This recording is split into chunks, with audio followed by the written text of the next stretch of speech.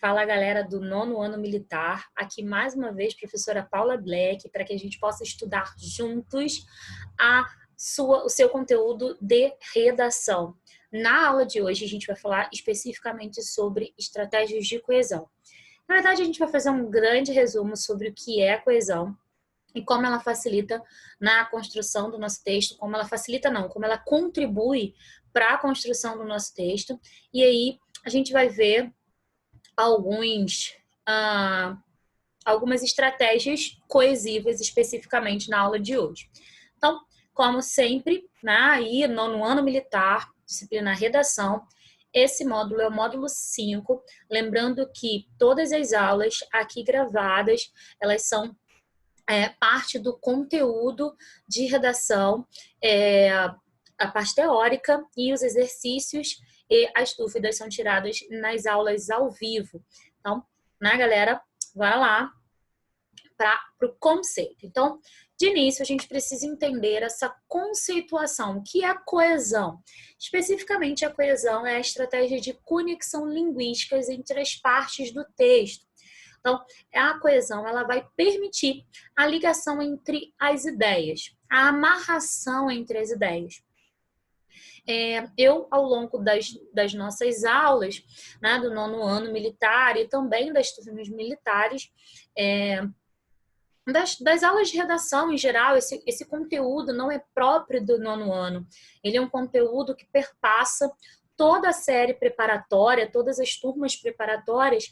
E esse conteúdo, quando eu vou falar sobre a coesão, eu costumo fazer a metáfora da parede.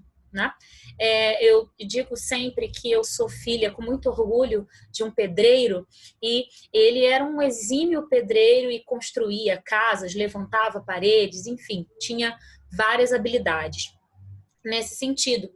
E aí, ao fazer a construção, meu pai me ensinou que para levantar uma parede, é preciso que a gente use, para levantar, fazer as fieiras de tijolos, a gente precisa usar um cimento de qualidade, para que assim a casa, a parede, aquela estrutura, ela seja forte, e resista aí às ações do tempo. Eu costumo contar essa história ao longo das aulas e dizer que a coesão é o cimento do texto. Costumo fazer essa metáfora. Se você coloca, faz aí estruturas de fieiras de tijolos, umas sobre as outras, aquelas filas de tijolos, sem que entre eles coloque nenhum tipo de liga, nenhum tipo de argamassa, de cimento, essa fileira de tijolos, ela pode formar sim uma parede, sem problema nenhum. Porém, essa parede de tijolos, ela não vai ser forte. Qualquer pessoa que passar aí, uma criança que seja, empurrar essa parede de tijolos sem essa ligadura entre esses tijolos, essa estrutura, ela vai desabar com facilidade. E aí, eu costumo dizer que se você não usa elementos linguísticos que propiciem a conexão entre as partes do seu texto, você terá um texto enfraquecido, solto, frouxo, porque ele não vai ter firmeza na ligação, não vai ter uma conexão entre as partes. E daí se faz a metáfora da parede que eu costumo criar em nossas aulas. Então, para você entender o conceito de coesão, é importante que você se atente a essa conexão, essa ligação entre as partes. Prosseguindo aí no segundo tópico. Bem utilizada, a coesão permite a eficiência na transmissão da mensagem. E aí, por consequência, o interlocutor vai absorver a informação precisa. Nesse primeiro momento, eu não vou te dar exemplos, porque nós vamos falar sobre as estratégias de coesão ao longo dessa aula. Vamos, primeiro, absorver esses conceitos iniciais. Terceiro tópico. Dentro do texto, a coesão pode ser compreendida pela relação linguística entre os pronomes, o emprego dos conectivos, dos sinônimos. E quando eu falo aqui de conectivos, eu estou falando de conjunções e preposições, ok? Então, quais são as palavras, quais são os elementos linguísticos, ou seja, quais são os elementos que a própria língua portuguesa dispõe, né, disponibiliza para mim, falante, escritor, redator de um texto, que elementos eu vou conseguir ter para fazer essas ligações, para conseguir conectar as partes do meu texto. É basicamente isso, a coesão serve para conectar as ideias presentes dentro do texto.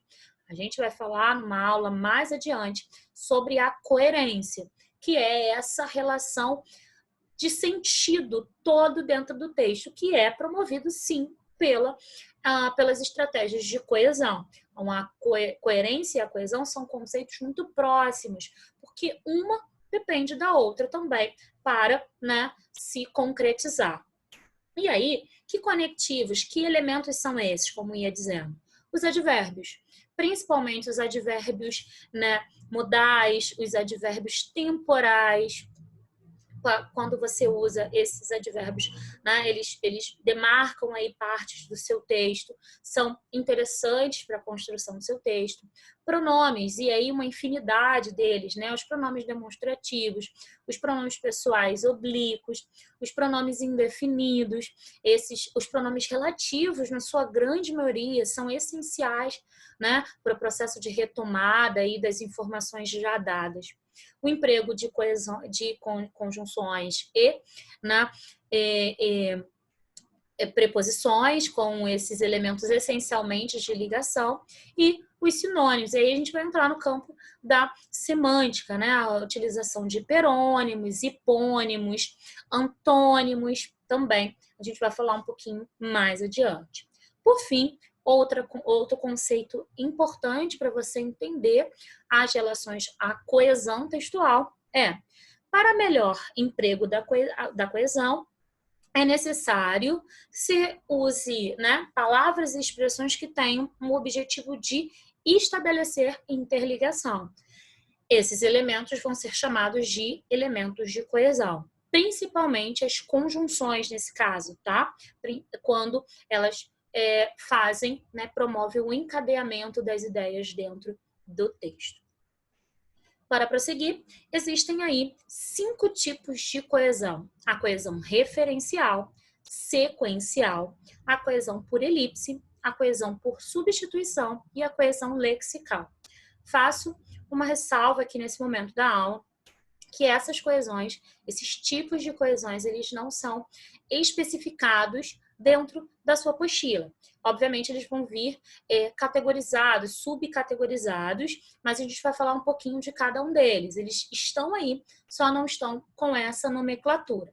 Caso, como eu disse, tenha alguma dúvida em relação, permaneça ainda alguma dúvida em relação a esse conteúdo, anote as suas dúvidas para que você possa retirar nas aulas ao vivo, ok? Da sua turma.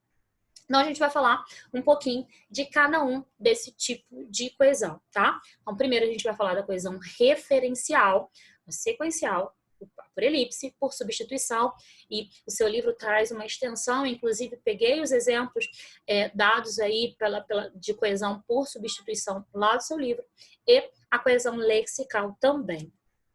Bom, coesão referencial é a primeira aqui citada, como eu disse, a coesão, os tipos de coesão não estão bem claros aí no livro, mas eles todos estão, né, de alguma forma referenciados. Falando em referência, o que seria a coesão referencial? É fazer referência a algo que já foi dito anteriormente dentro do texto ou algo que vai ser ainda mencionado.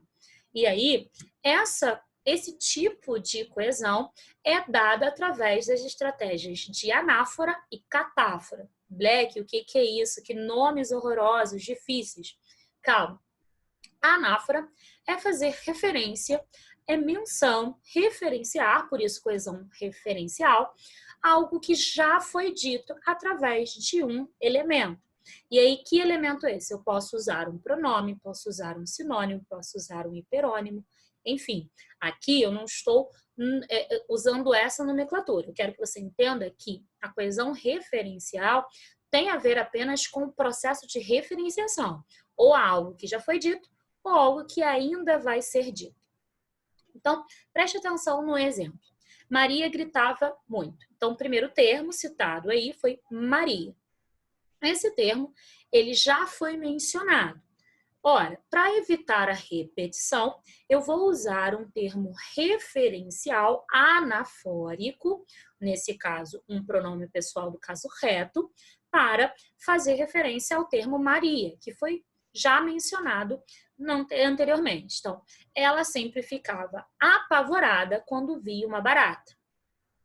Lembra aí um conhecido, um professor de história que tem um pouquinho de medo de barata, né?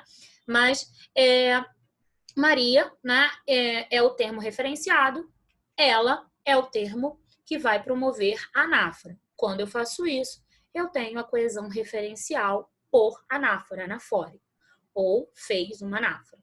E catáfora? Catáfora é fazer referência a algo que ainda vai ser dito. Nesse caso, também faço uso do pronome na exemplificação, só que o pronome oblíquo. O irmão olhou e disse. Olhou quem? Eu ainda não mencionei. Vou mencionar. Vou ainda fazer menção ao termo ao qual eu quero fazer referência. Olha aí. Pedro, pareces doente. Pedro, então, quem olhou? Quem é esse o? É Pedro. Logo, o termo o, né, o pronome oblíquo, faz aí a catáfora, o processo de catáfora. Existem outros exemplos. Eu posso usar os pronomes demonstrativos para fazer anáfora e catáfora. Eu posso usar, como eu disse, sinônimos ou hiperônimos para fazer anáfora e catáfora. Coesão sequencial. O nome já diz, promove a sequência das ideias. Como essa coesão sequencial ela pode acontecer? A primeira delas é a utilização dos tempos e modos verbais. Então, a sequência das ações ilustradas nesse trecho aqui, elas são dadas em um determinado modo e tempos verbais. Percebam, esse trecho é um trecho de O Cortiço, tá? Um texto muito conhecido da literatura brasileira, inclusive aconselho a leitura, já que está aí em período de isolamento, aproveite para fazer leituras, ok? Para colocar em dia, conhecer novos livros, novos autores, não fica só assistindo às séries, leia também, é a minha dica. Olha aí, João Romão foi dos 13 aos 25 anos empregado de um vendeiro, que enriqueceu, olha aí, já tem um verbo, né, específico no pretérito, né, no pretérito do indicativo, no pretérito perfeito, perdão. Entre as quatro paredes de uma suja e obscura taverna, nos refolhos do bairro de Botafogo, do Rio de Janeiro. E tanto economizou do pouco que ganhara, tem aí um outro pretérito. E essa sequência de pretéritos vai contribuindo para a construção da narrativa. Continuemos. Nessa dúzia de anos que, ao retirar-se o patrão para a terra, lhe deixou em pagamento de ordenados vencidos, nem só a venda, como que estava dentro, como ainda 1,500 em dinheiro. Proprietário estabelecido por sua conta, o rapaz atirou-se à labutação. Labutação é trabalho, ok? Ainda com mais ardor, com mais empenho, possibilitando-se de tal delírio de enriquecer, que afrontava resignado, as mais duras privações. Então, ele se colocava na situação de economizar tanto, que ele suprimia até as necessidades básicas, né, de sobrevivência. Ele se colocava em duras privações. Dormia sobre o balcão da própria venda, em cima de uma esteira. fazendo o travesseiro um saco de estopa cheio de palha. Olha como ele queria enriquecer, né? Ele se colocava na situação de não gastar com outros cômodos, com uma outra casa, porque ele já tinha herdado aí do seu patrão a forma de pagamento, né? Essa venda, essa taverna, uma espécie de mercearia com um pouco de bar, um pouco de pensão, e ele queria enriquecer através disso. Bom, fazendo esse resumo aqui desse trechinho do Cortiço, atente-se para a utilização dos tempos verbais na construção da narrativa. A sequência de pretéritos, a alternância entre pretérito perfeito e pretérito mais que perfeito, propicia a construção da narrativa e promove a sequenciação das ações do personagem. Por isso, esse é um tipo, né, é uma estratégia de coesão sequencial.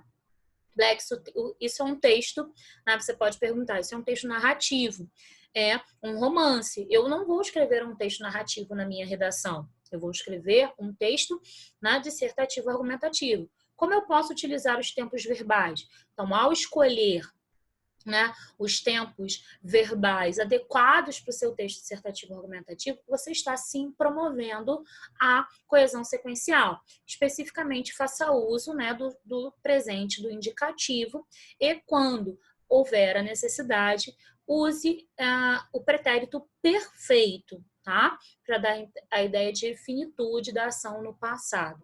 Mas opte, em sua maioria, por ser um texto de cunho objetivo, denotativo, pautado na realidade, faça uso do presente do indicativo.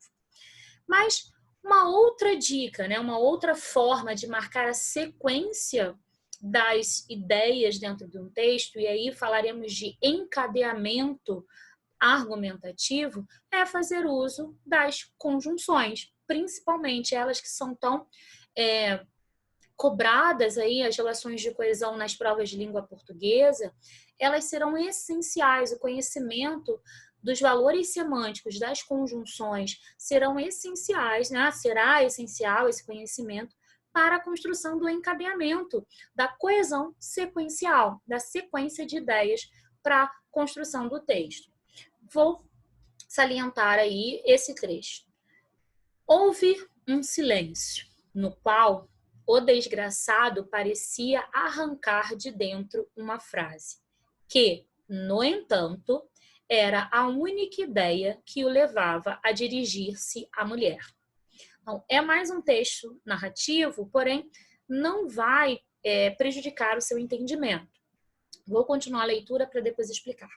Afinal, depois de coçar mais vivamente a cabeça, gaguejou com a voz estrangulada de soluços. Percebam que eu tenho aí dois conectivos que vão marcar a sequência das ideias. O primeiro conectivo é o no entanto, que vai marcar a oposição entre as ideias presentes no primeiro trecho e no segundo, e o afinal, que é um conectivo, né, que vai marcar aí também vai marcar a finalização do raciocínio, então da ideia de conclusão do raciocínio. Black, como eu uso isso na minha redação? Bom, se você escolhe uma estratégia, por exemplo, de contraste, você provavelmente, para dentro do desenvolvimento, vai começar o segundo parágrafo de desenvolvimento usando um conectivo de contraste, um no entanto, por exemplo, um entretanto, um não obstante, que são conectivos que vão demarcar o contraste entre as partes do texto.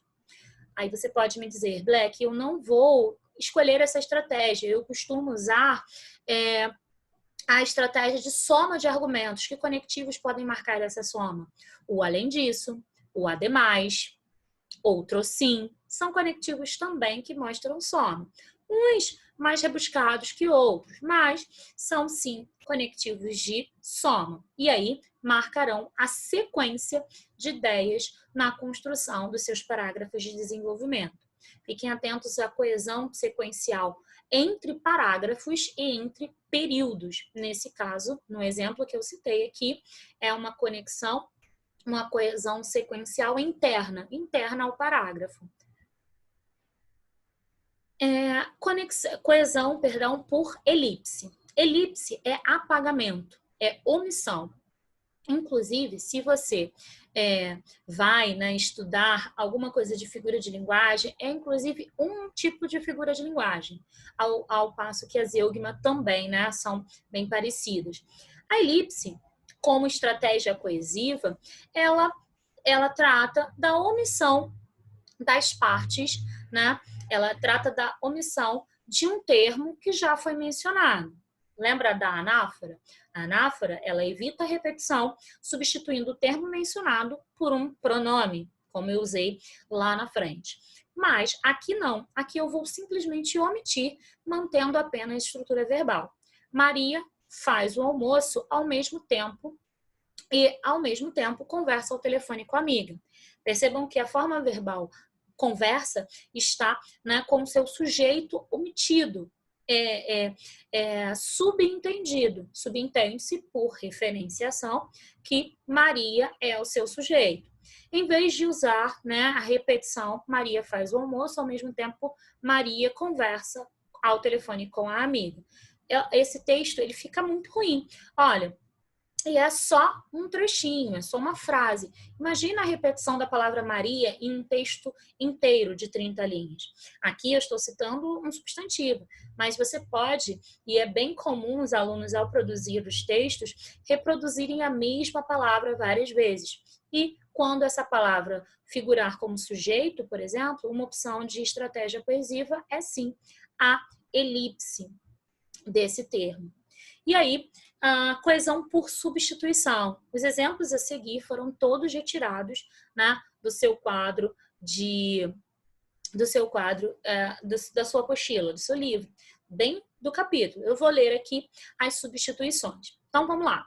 Os alunos estavam muito agitados. Por isso, o professor pediu-lhes que fizessem silêncio. Olha aí, o pronome pessoal lhe faz, né, substitui aí o termo alunos. Tenho aqui, Maria disse que não o amava mais, pois depois de dizer isso, decidiram assinar o divórcio. O termo isso, o pronome demonstrativo, ele vai, olha aí, fazer referência a toda a informação dita antes. Então, é um termo que está aí, sim, substituindo toda uma oração, fazendo uma referência a algo que já foi dito, logo é uma estratégia anafórica. Todos os exemplos aqui são, de certa forma, anafóricos. Os professores compareceram à formatura dos alunos e todos foram homenageados. Quem é esse todos, esse pronome indefinido? Todos são professores e alunos. Logo, eu tenho aí substituição por pronome indefinido, fazendo referência a algo que já foi dito, dois termos, dois substantivos. As pessoas foram ao estádio, mas quando chegaram lá, olha aí o advérbio também, funcionando como um termo, né, uma estratégia de coesão por substituição. Já não havia mais ingressos. E aí eu estou usando um advérbio. Seguiu a carreira militar e deixou de ser comerciário, que era a sua verdadeira vocação. Esse que é um pronome relativo. O pronome relativo, por sua natureza, ele já é um pronome que faz referência a outros. Ele só faz, né, essa é a sua principal função, referenciar algo que já foi dito. Marido e mulher chegaram atrasados ao aeroporto. Por isso, os dois perderam o voo. Eu tenho aí um numeral funcionando também como um termo, né, anafórico, contribuindo para coesão por substituição. Vamos lá, deu uma voltadinha aqui, vamos prosseguir. Por fim, a coesão lexical, como é que ela acontece? Então, léxico tem a ver com palavra. Então, ela pode acontecer, né, quando eu faço uso de sinônimos. E outras estratégias. Aqui a gente citará os sinônimos. Os alunos haviam... antes de ler o exemplo, só para refrescar aí rapidinho a sua memória, eu sei que esse conteúdo você já estudou, mas vale lembrar, eu já estudou em língua portuguesa, tá?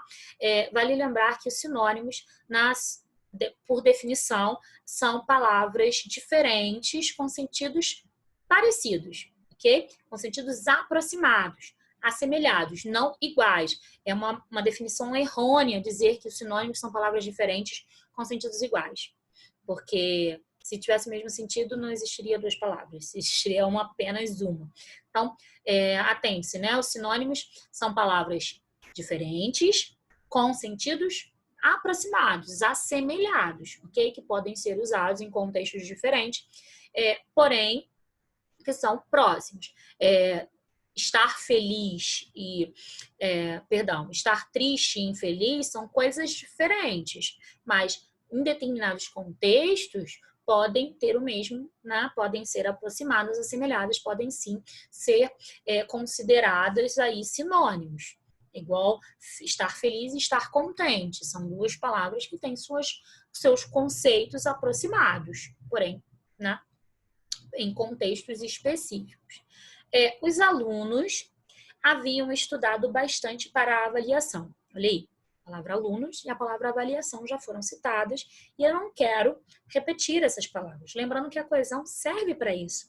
As estratégias de coesão aqui evitam a repetição de palavras, que é um erro muito frequente durante a produção dos textos de vestibulares, de concursos militares. Para avaliação de matemática. Pois, tenho aí um elemento coesivo também, só que é uma conjunção, estabelecendo o encadeamento, a sequenciação da ideia, uma explicação. Sabiam que o conteúdo não era nada fácil. Contudo, olha aí, não é cabo dessa parte da matéria, mas é bom você se atentar. Mais uma conjunção, estabelecendo a sequência de ideias. O professor decidiu substituir a prova, lá na frente ele falou avaliação, vou usar um sinônimo, prova, por um trabalho em grupo, o que fez a alegria dos estudantes. Estudante é sinônimo de aluno. Esse tipo de utilização muito enriquece o seu texto, mostra para o corretor a sua capacidade de utilização lexical, o seu repertório lexical, fazendo com que o corretor o corretor se interesse pelo seu texto. Mas cuidado, é preciso que você saiba o significado das palavras que você está usando para a construção dessa relação sinonímica. A relação de hiperônimo e hipônimo. Vamos entender um pouquinho aqui os conceitos, tá? Hiper é abrangente, é macro, né? É hipermercado, é algo maior, grande. E hipo é mais específico. Então, vamos lá. Hiperônimo é aquele nome mais genérico. Veículo. Veículo é uma palavra hiperônimo. Eu costumo brincar que dentro dessa palavra cabem quantas palavras? A palavra hiperônima, né? Dentro dela cabem várias. Hiper, então a palavra veículo. Dentro de veículo cabe bicicleta, carro, automóvel, jato, helicóptero, vários, né? Patinete, patins, veículo. Agora, hipônimo são palavras específicas. Então, veja os exemplos. Guardou os carrinhos, as bonecas, as bolas no baú. Eu citei palavras específicas, hipônimas. Não havia mais brinquedos espalhados pelo chão da casa. Brinquedos é a palavra hiperônima, que é mais ampla. Os pássaros foram apreendidos pela Polícia Militar Ambiental. Pássaro, dentro da palavra pássaro, quantos cabem? Vários. Olha o exemplo. Canário da terra, tucanos e jandaias, seriam comercializados irregularmente na Argentina e no Uruguai. Bom, então, ao citar pássaros, eu tenho uma expressão hiperônima. Ao citar canário, tucanos hipônimos. Bom, é preciso evitar determinados problemas para dentro do texto que tem a ver com essas relações coesivas, tá? Vamos lá. Então, primeiro, não utilize palavras abreviadas. Essas observações estão aí na sua apostila, ok? Atente-se à marcação dessas partes no texto. Nem abreviações. Evite estrangeirismo, a utilização de palavras estrangeiras. E uma dica, se a palavra estrangeira tiver um equivalente em língua portuguesa ou um equivalente aportuguesado, opte por essa segunda opção. Evite usar gerúndios e evite usar generalizações. É importante que você se atente à utilização dos gerúndios que são permitidos para dentro do texto. O que eu estou falando aqui de gerúndio proibido são aquelas construções as construções de locuções verbais de gerúndio. Estão fazendo, estão promovendo, vem sendo, inclusive causam até um certo estranhamento sonoro, tá? Então, fiquem atentos às construções, por exemplo, de orações reduzidas de gerúndio, essas são permitidas. E evite o uso de generalizações. Todas as mulheres dirigem mal, ou todo policial, todo político é corrupto. É complicado você construir certas generalizações, porque isso, além de demonstrar uma falta de conhecimento em relação a determinadas temáticas, isso também prejudica na construção do seu texto. Então é isso, galera. Eu espero que as suas dúvidas tenham sido sanadas. Caso ainda tenham alguma dúvida, anotem para tirar nas aulas ao vivo, ok? Até a próxima. Tchau, tchau!